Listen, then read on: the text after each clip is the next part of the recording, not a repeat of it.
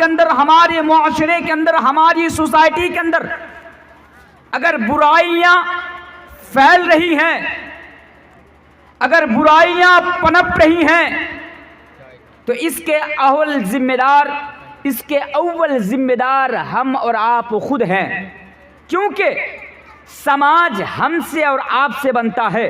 پھر سے یاد دیکھیے، اگر آج ہمارے سماج کے اندر بگاڑ ہیں، ہمارے سماج کے اندر برائیاں ہیں، دن بدن ہمارے سماج کے اندر اگر گناہ کا کام زیادہ سے زیادہ فروغ پا رہا ہے، تو اس کے اول ذمہ دار، پہلا ذمہ دار ہم اور آپ خود ہیں۔ وہ اس لیے کہ سماج ہم سے اور آپ سے بنتا ہے، سماج سے ہم اور آپ سے نہیں بنتا۔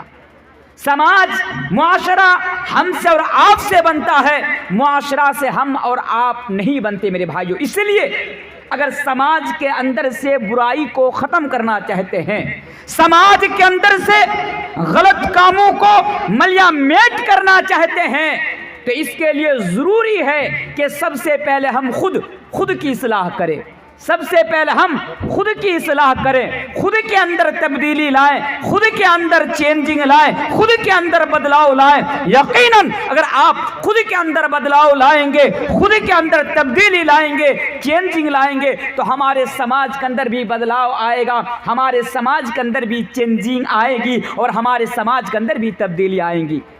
محترم سامعین، ہم سماج سے تو برائی کو ختم کرنا چاہتے ہیں۔ ایک ایک بات کو غور سے سنیے گا، ہم سماج سے برائی کو ختم کرنا تو چاہتے ہیں، لیکن ہم اپنے اندر سے برائی کو ختم کرنا نہیں چاہتے، اسی لیے آج ہمارے سماج سے برائیاں ختم نہیں ہو رہی ہے میرے بھائیوں۔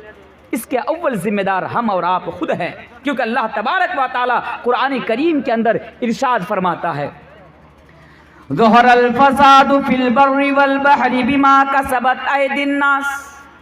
اللہ تبارک و تعالی قرآن کریم کے اندر بیان فرماتا ہے، اے میرے بندو، آسمان کے نیچے اور اس دھرتی کے اوپر، آسمان کے نیچے اور زمین کے اوپر، پوری دنیا کے اندر، تری میں، خشکی میں، کہیں پر بھی اگر تمہیں بگاڑ نظر آ رہا ہے تو سمجھ لینا یہ تمہارے کرموں کا نتیجہ ہے، یہ تمہارے کرتوتوں کا نتیجہ ہے۔ ہمیں اور آپ کو خود ذمہ دار ٹھہرا رہا ہے۔ اور آگے آئیے، اللہ تبارک و تعالی قرآن کریم کے اندر دوسری مقام پر بیان فرماتا ہے، وَمَا أَصَابَكُم مِّن مُّصِيبَةٍ فَبِمَا كَسَبَتْ أَيْدِيكُمْ وَيَعْفُو عَن كَثِيرٍ۔ اے گسائے پور والو، جب بھی تمہارے گاؤں کے اندر، تمہارے اندر، یعنی تمہارے پاس جب بھی کسی قسم کی پریشانی آئے، کسی قسم کی تکلیف آئے، تو یہ سمجھ لینا کہ یہ تمہارے گناہوں کے سبب، یہ تمہارے برے کرموں کے سبب، اور یہ تمہارے برے کرتوتوں کے سبب آ رہی ہے، یہ تمہارے برے کرتوتوں کے سبب آ رہی ہے۔ پتہ یہ چلا سماج میں اگر بگاڑ ہے، برائی ہے، تو اس کے اول ذمہ دار ہم اور آپ ہیں، ہمارے کرموں کا نتیجہ ہے میرے بھائیوں۔ خود کی اصلاح کیجئے۔ سماج سے، گسائی پور سے، ٹکر ٹولہ سے، منجھیلی سے آج ہزاروں قسم کے برائی ہیں، انشاءاللہ میں بتاؤں گا، لیکن اگر ختم کرنا چاہتے ہیں تو ضروری ہے سب سے پہلے خود کی اصلاح کیجئے، کیونکہ اللہ تبارک و تعالی اس وقت تک کسی انسان کی حالت ہو یا کسی قوم کی حالات ہو، اس وقت تک تبدیل نہیں کرتا، نہیں بدلتا، جب تک وہ خود اس کو بدلنے کی کوشش نہ کرے۔ ان اللہ لا یغیر ما بقوم حتی یغیر ما بانفسہم۔ میرے بھائیوں، خود کی اصلاح کیجئے، وقت زیادہ نہیں ہے، آئیے بگاڑ کی طرف میں آپ کو لے کر آنا چاہتا ہوں۔ سماج میں بگاڑ کی پہلی وجہ کیا ہے؟ اگر آج ہمارے سماج میں برائیاں پنپ رہی ہے تو اس کی پہلی وجہ کیا ہے؟ آئیے پہلی وجہ پر غور کیجئے۔ میری باتیں سمجھ میں آ رہی نا آپ لوگوں کو؟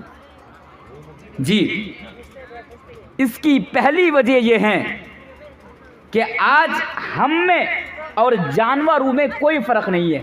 سماج میں رہنے والے جو جانور ہیں ان میں اور سماج میں رہنے والے لوگوں میں کوئی فرق نہیں ہے۔ میرے بھائیوں، آج ہم اپنی زندگی کا مقصد بھول بیٹھے ہیں۔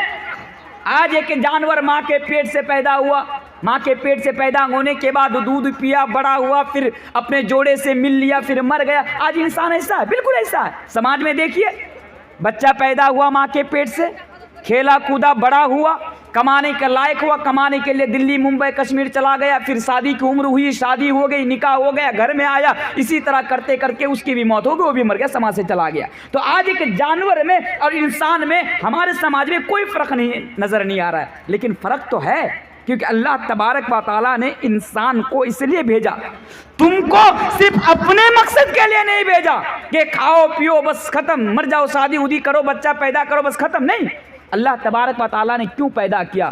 دیکھیے ذرا غور کیجئے، اللہ تبارک و تعالیٰ قرآن کریم کے اندر ایک جگہ ارشاد فرماتا ہے، یہ پہلی وجہ میں آپ کو بتا رہا ہوں، 5 وجہ آج میں آپ لوگوں کو بتاؤں گا۔ پہلی وجہ، مقصد دیکھیے، آج بے مقصد ہو کر ہم اور آپ زندگی گزار رہے ہیں۔ مقصد کیا ہے؟ اللہ نے ہمیں اور آپ کو دنیا کے اندر کیوں بھیجا؟ میرے بھائیو، اللہ تبارک و تعالیٰ قرآن کریم کے اندر بیان فرماتا ہے، اے گسائے پور کے لوگوں، تمہیں جانور کی طرح، تمہیں کتے کی طرح زندگی گزارنے کے لیے نہیں بھیجا گیا ہے۔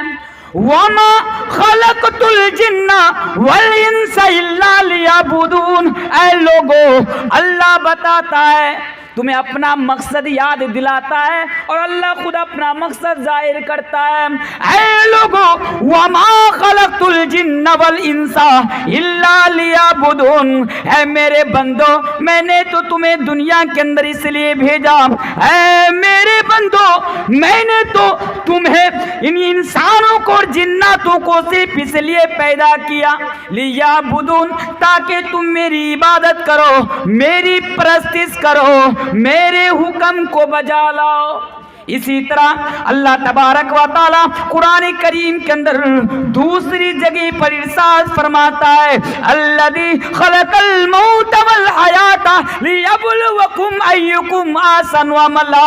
اے لوگوں، میں نے موت کو اور حیات کو صرف اس لیے پیدا کیا، یعنی میں اس کو اس طرح آپ کو سمجھاؤں، اللہ یہ کہہ رہا ہے، اے لوگوں، اے گسے پور کے لوگوں، اے منجلی کے لوگوں، ہم نے تو تمہیں دنیا کے اندر صرف اس لیے بھیجا، الذی خلق الموت والحیات لیبلوکم ایکم احسن عملا، تاکہ میں تمہارا امتحان لوں گا، میں تمہارا پریکشا لوں گا، میں تمہاری آزمائش کروں گا کہ تم میں سے کون ہے جو اپنے محلے میں رہ کر، اپنے گاؤں میں رہ کر، یا اس دنیا میں رہ کر بہترین عمل کرتا ہے، یعنی احسن عمل کرتا ہے، عمل صالح کرتا ہے۔ اللہ کہتا ہے میں تمہاری آزمائش کے لیے بھیجا، یعنی اللہ ہماری آزمائش کے لیے۔ یہ دنیا امتحان گاہ ہے میرے بھائی، ایسا نہیں ماں کے پیٹ سے پیدا ہوئے، جو جی چاہا وہ کر لیے، مر گئے، نہیں میرے بھائیو،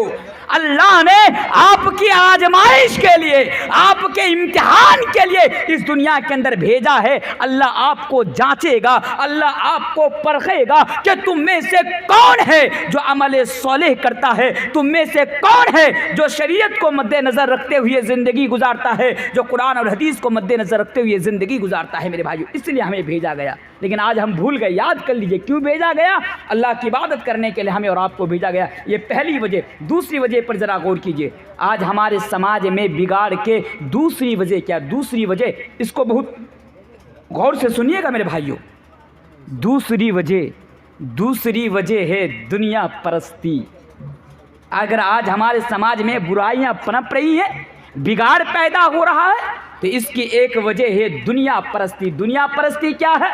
آج ہر انسان کے اندر دنیا پرستی موجود ہے میرے بھائیوں، چاہے وہ کوئی بھی ہو، ہر دنیا آج دنیا پرستی میں آج ہم اور آپ مبتلا ہے میرے بھائی۔ دنیا پرستی کیا ہے؟ مال آنا چاہیے، نہیں، مال آنا چاہیے، دولت آنی چاہیے، پراپرٹی آنی چاہیے، صاحب ہمیں آخرت سے کوئی لینا دینا نہیں، ہمیں صرف دنیا چاہیے، بس دنیا چاہیے، ہم دنیا سے آج ہم اور آپ راضی ہیں میرے بھائی۔ دنیا پرستی، رات کو سونے کے لیے جاتے ہیں تو دنیا کو بہتر بنانے کے لیے خواب دیکھتے ہیں، جب رات کو سونے کے لیے جاتے ہیں ہمیں پرواہ نہیں ہوتی، ہمیں ایک بار بھی یہ احساس نہیں ہوتا کہ صبح سے لے کر شام تک، صبح سے لے کر رات کے 10 بجے، رات کے 11 بجے تک میں نے کون کون سا کارنامہ انجام دیا، میں نے حدیث کے مطابق، کیا میں نے قرآن حدیث کے مطابق میں نے آج دین کو ختم کیا؟ یعنی ہمیں اس بات کی کوئی پرواہ نہیں، ہمیں کوئی احساس نہیں۔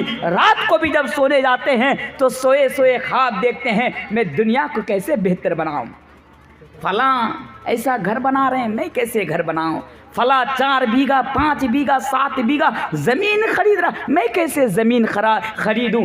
اور ہم جب صبح ہوتے ہیں ہماری کوششیں، ہماری قد و کاوش، ہماری جد و جہد دنیا کو بہتر بنانے کے لیے ہوتی ہے، حالانکہ ہمیں بھیجا گیا تھا آخرت کو سنوارنے کے لیے۔ لیکن ہائے اللہ مسلمانوں پر بھی، اے اللہ تو رحم کر مسلمانوں پر کہ جس کو تو نے آخرت کو سنوارنے کے لیے بھیجا وہ دنیا کو سنورنے میں مصروف ہو گیا۔ اللہ اکبر۔ یہ دنیا کس کام کی میرے بھائیوں؟ اور ایک مسئلہ یاد رکھیے گا، ایک چیز میں بتا کے جانا چاہتا ہوں سب کی موجودگی میں، وہ بات کیا جانتے ہیں؟ قرآن اور حدیث کی باتیں آج ہمارے اوپر اثر نہیں کرتی ہے۔ جو چیخ کے بول رہا ہوں نا، صبح ہوں گی بھول جاؤں گا، مولانا تنویر آئے تھے، مولانا عبدالشکور آئے تھے، مولانا سلیم الدین صاحب مدنی بیان کر رہے تھے، ہمیں کوئی فرق پڑنے والا نہیں۔ ورنہ آپ دیکھیے کوئی ایسی رات نہیں ہمارے علاقے میں جہاں دور دراز سے علماء کو نہ بلائے جاتے ہوں، جلسہ نہ ہوتا ہو۔ آج جلسے کے نام پر، معاف کیجیے گا میں جلسے کے خلاف نہیں ہوں، لیکن حق بنتا ہے، اس لیے میں آپ کے سامنے بول کر جا رہا ہوں، میرا حق بنتا ہے سب سے زیادہ اگر جلسے کے نام پر اگر پانی بہایا جا رہا ہے میرے بھائیو تو ہمارے کٹیہار ڈسٹرکٹ میں، اور وہ ہماری قوم کا پیسہ ہے میرے بھائیو، پانی کی طرح جلسے کے نام پر بہایا جاتا ہے۔ دور دراز سے علماء کو لائیے، میں منع نہیں کرتا ہوں، لائیے۔ ارے 50,000 کیا، آپ 60,000 دیجئے، مجھے کوئی فرق نہیں پڑتا، آپ دیجئے 60,000 50,000 1 لاکھ 2 لاکھ، مجھے کوئی فرق نہیں پڑتا، لیکن مجھے بتائیے آج قوم کا پیسہ جلسوں کے نام پر پانی کی طرح بہایا جا رہا ہے۔ پوری رات بیٹھ کر ہم اور آپ جلسہ بھی سنتے ہیں، لیکن کیا جلسہ کرانے کے بعد، جلسہ سننے کے بعد، اتنا پیسہ قوم کا لٹانے کے بعد کیا ہمارے سماج کے اندر کوئی تبدیلی آئی؟ میرا سوال ہے آپ لوگوں سے، کوئی چینجنگ آئی؟ کیا ہماری اور آپ کی اصلاح ہوئی؟ نہیں، جو کا تو ہے میرے بھائیوں۔ دن با دن جلسے ہونے کے باوجود بھی، علماؤں کی تقریریں سننے کے باوجود بھی، مسجد میں جا کر خطبہ کی شکل میں مولوی صاحب کی تقریر سننے کے باوجود بھی آج ہمارے اندر کوئی چینجنگ نہیں آ رہی ہے، کوئی تبدیلی نہیں آ رہی۔ اس کی وجہ جانتے؟ اس کی وجہ بھی ہے دنیا پرستی۔ یاد رکھے گا مسئلہ، جب تک دنیا کی محبت آپ کے اندر موجود رہے گی، جب تک آپ دنیا پرستی میں مبتلا رہیں گے، اللہ کی قسم آپ کے اوپر قرآن اور حدیث کی باتیں اثر نہیں کریں گی میرے بھائیوں۔ جلسہ سننے کے اور جلسہ سننے کے بعد اور جلسہ کرانے کے بعد بھی کوئی فرق نہیں پڑے گا میرے بھائیوں۔ کیوں؟ کیونکہ آپ کے اندر دنیا کی محبت جو بیٹھی ہوئی ہے، دنیا کی محبت، یہ دنیا کی محبت بڑا خطرناک چیز ہے میرے بھائیوں۔ اس دنیا کی محبت کو نکالیے۔ گوشے پور والوں، منجھیلی والوں، میں آپ کا بیٹا ہونے کے ناطے، میں آپ کا بھائی ہونے کے ناطے، میں آپ کے علاقائی مولوی ہونے کے ناطے میں آپ سے ایک بات کہہ کر جا رہا ہوں، اس کو ہمیشہ یاد رکھیے گا۔ کامیابی پانا چاہتے ہیں، دنیا کی محبت کو اندر سے نکالیے۔ جب تک آپ دنیا کی محبت کو اندر سے نہیں نکالیے گا تب تک دنیا بھی آپ کی یعنی برباد ہوں گی اور آخرت بھی آپ کی برباد ہو جائیں گی۔ ارے آپ آخرت کی تیاری میں جٹ جائیے، آخرت کو سنوارنے کی تیاری میں جٹ جائیے، آپ کی دنیا بھی بہتر ہو جائے گی اور آپ کی آخرت بھی سنور جائے گی۔ تو یہ دنیا کی محبت بڑی خطرناک چیز ہے میرے بھائیوں۔ اس دنیا کی محبت اپنے اندر سے ہمیں اور آپ کو نکالنی ہے۔ دنیا کی محبت، آج دنیا کی محبت میں آج ہم اور آپ پڑے ہوئے ہیں، جس کی وجہ سے آج ہمارے سماج کے اندر بگاڑ پیدا ہو رہے ہیں، ہمارے سماج کے اندر برائیاں پیدا ہو رہی ہے۔ دنیا، یہ دنیا کیا ہے؟ آئیے میں آپ کو قرآن کی طرف لے کر چلتا ہوں۔ دنیا کی حقیقت بھی ذرا دیکھ لیجئے 2-3 منٹ، پھر میں تیسری وجہ کی طرف آ جاؤں گا، پوائنٹ کے اوپر آ جاؤں گا انشاءاللہ۔ اللہ تبارک و تعالیٰ قرآن کریم کے اندر ارشاد فرماتا ہے، اے میرے بندو، دنیا دنیا کرنے والوں، اے گوشے پور کے لوگوں، دنیا کو بہتر بنانے والوں، دنیا کے لیے کوششیں کرنے والوں، دنیا کو سب کچھ سمجھنے والوں، سنو، اللہ تبارک و تعالیٰ کہتا ہے اعلموا انما الحیات الدنیا لعب ولہو وزینہ۔ اللہ کہتا ہے اے میرے بندو، جس دنیا کے پیچھے تم پڑے ہوئے ہو، یہ دنیا کی زندگی تو بس کھیل اور تماشا ہے، کھیل اور تماشا ہے۔ اللہ تبارک و تعالی اس دنیا کو سامنے رکھتے ہوئے، دنیا کی زندگی کو سامنے رکھتے ہوئے دوسری جگہ پر بیان کرتا ہے، اے لوگو وَمَا الْحَيَاةُ الدُّنْيَا إِلَّا مَتَاعُ الْغُرُورِ، یہ جو دنیا کی زندگی ہے، یہ دنیا کی زندگی بس تمہارے لیے دھوکہ ہے۔ آج تم دنیا کے پیچھے اپنی زندگی کو برباد کر رہے ہو، یاد رکھو یہ دنیا کی زندگی تمہارے لیے دھوکہ ہے، دھوکہ کے علاوہ کچھ نہیں۔ دنیا کی حقیقت کیا ہے؟ اے گسے پور والو، اے منجیلی والو، جس دنیا کے چکر میں تم اپنی آخرت کو تباہ کر رہے ہو، اس دنیا کی حقیقت کیا ہے؟ آئیے میں ایک حدیث میں آپ کے سامنے رکھتا ہوں، صحیح مسلم کی حدیث ہے۔ دنیا دنیا کرنے والوں، جب تمہارے دماغ کے اندر دنیا کی بات آئے تو اس حدیث کو بھی اپنے دماغ کے اندر لے کر آنا۔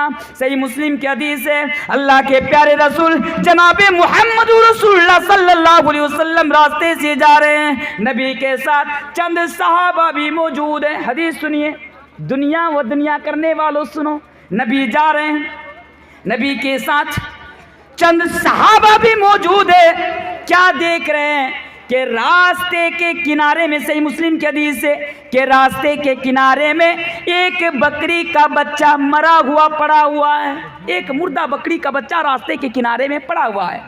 اللہ کے نبی صحابہ سے کہتے ہیں، اے میرے صحابہ یہ دیکھو، اے میرے صحابہ یہ جو راستے کے کنارے میں یہ جو مردہ بکری کا بچہ پڑا ہوا ہے، کیا تم میں سے کوئی اس بکری کا بچہ کو 1 درہم میں خریدنا چاہے گا؟ کیا تم میں سے کوئی ہے کہ اس مردہ یعنی بکری کا بچہ کو 1 درہم میں خریدے گا؟ صحابہ نے کہا، یا اللہ کے رسول آپ ایک ایسی بات کر رہے ہیں، یہ مردہ بکری کا بچہ جو راستے کے بغل میں پڑا ہوا ہے، جو راستے کے کنارے میں پڑا ہوا ہے، یہ تو ہمارے لیے کسی کام کے نہیں ہے، یہ تو مردہ ہے، یہ بچہ تو مر گیا ہے۔ اگر یہ بکری کا بچہ زندہ بھی ہوتا تو اس کے کان چھوٹے چھوٹے، یعنی اس وقت اگر کسی بکری کے بچے کا کان چھوٹا ہوتا تو اس کو عیب سمجھا جاتا۔ صحابہ نے کہہ دیا، یا اللہ کے رسول اگر یہ زندہ بھی ہوتا تو اس کے کان چھوٹے چھوٹے ہیں، اور ابھی تو یہ مر گیا ہے، یہ ہماری نظر میں یہ بکری کا بچہ کوئی حیثیت نہیں رکھتا۔ یہ اللہ کے نبی، یہ بکری کا بچہ کوئی حیثیت نہیں رکھتا۔ دنیا دنیا کرنے والوں دیکھو اللہ کے نبی نے کس انداز میں سمجھایا اور صحابہ کے ذریعے سے ہمیں اور آپ کو یہ میسج دیا کہ لوگو، اللہ کے نبی فرماتے ہیں میرے صحابہ، جس طرح یہ مردہ بکری کا بچہ جو راستے کے کنارے میں پڑا ہوا ہے، جس طرح تمہاری نظر میں کوئی حیثیت نہیں رکھتا، جس طرح تمہاری نظر میں اس کی کوئی ویلو نہیں ہے، اس سے بھی کئی گنا زیادہ یہ دنیا اللہ کی نظر میں حقیر ہے۔ اللہ اکبر۔ ایک بکری کا بچہ، مردہ بکری کا بچہ جس طرح آپ کی نظر میں حقیر ہے، اس سے بھی کئی گنا زیادہ حقیر یہ دنیا اللہ کی نظر میں ہے۔ اس کے باوجود بھی آج ہم اور آپ اسی دنیا کے چکر میں اپنی آخرت کو تباہ و برباد کر رہے ہیں۔ میرے بھائیوں، دنیا دنیا کرنے والوں، کاش مسلمانوں تم نبی کی پیشن گوئی کو بھی پڑھ لیا یا دیکھ لیا ہوتا۔ میرے بھائیوں، حدیث کی کتابیں اٹھا کر دیکھو کہ اللہ کے پیارے رسول جب بھی اپنی امت کے زوال کی پیشن گوئی کی تو ایک وجہ دنیا پرستی بھی بتائی۔ حدیث دیکھتے جائیے۔ پہلے یہ بھی بتا دوں میرے بھائیوں، آج ہم ہر جگہ لات اور جوتا کھا رہے ہیں۔ میرے بھائیوں، نہ بہار میں آج مسلمانوں کی کوئی ویلو ہے، نہ آج ہندوستان میں مسلمانوں کی کوئی ویلو ہے۔ میں یوں کہوں تو شاید میں غلط نہ ہوں گا کہ آج پوری دنیا کے اندر جہاں پر بھی آپ کی نظر ہے وہاں پر جا کر دیکھیے، وہاں کی حالات اٹھا کر دیکھیے۔ میرے بھائیوں، آج پوری دنیا کے اندر مسلمانوں کی کوئی حالات، یعنی مسلمانوں کی کوئی ویلو اور کوئی عزت نہیں ہے۔ ایک زمانہ تھا کہ جب مسلمانوں کو دیکھتا تھا تو عزت کی نگاہوں سے دیکھتا تھا، لیکن آج مسلمان کی ویلو اتنے نیچے آ گئی کہ مسلمانوں کی طرف دیکھ کر، ان کے چہرے کی طرف دیکھ کر کوئی تھوکنا بھی گوارا نہیں کرتا۔ آج مسلمانوں کی کوئی حیثیت نہیں ہے، جہاں بھی جاؤ لات کھاؤ، جہاں بھی جاؤ جوتا کھاؤ، تم جہاں بھی جاتے ہو تم دھتکار دیے جاتے ہو۔ اس کی وجہ کیا ہے؟ اس کی وجہ بھی دنیا پرستی ہے میرے بھائیو۔ نبی نے 1400 سال پہلے ہم سے اور آپ سے کہا تھا کہ مسلمانوں خبردار، دنیا کی محبت کو کبھی اپنے قریب بھی آنے مت دینا، دنیا کی محبت کو اپنے اندر پیدا مت کر لینا۔ دنیا کی محبت اتنی خطرناک چیز ہے، اگر دنیا کی محبت تمہارے اندر پیدا ہو جائے گی تو تم ذلیل ہو جاؤ گے، تم رسوا ہو جاؤ گے۔ حدیث اس طرح ہے، حدیث بھی میں آپ کے سامنے پڑھ دیتا ہوں۔ ابو داؤد کتاب الملاہین کی حدیث ہے، حدیث کے راوی حضرت ثوبان رضی اللہ تعالیٰ عنہ۔ میرے بھائیو، اس حدیث کو بھی سامنے رکھیے، سماج کو بھی سامنے رکھیے، اور مسلمانوں کی جو حالات ہے اس حالات کو بھی آپ سامنے رکھیے۔ حدیث آپ کو بتا رہی ہے کہ یہ حالات کیوں پیدا ہوئی ہے میرے بھائیو۔ حدیث اس طرح ہے، اے لوگو، ابو داؤد کی حدیث ہے، حدیث کے راوی حضرت ثوبان رضی اللہ تعالیٰ عنہ ہے۔ اللہ کے نبی بیان فرماتے ہیں، یوشک الامم ان تداعى علیکم کما تداعى الاکلۃ الى کسعتها، فقال قائل ومن قلۃ نحن یومئذ، قال بل انتم یومئذ کثیر ولکنکم غثاء کغثاء السیل ولینزعن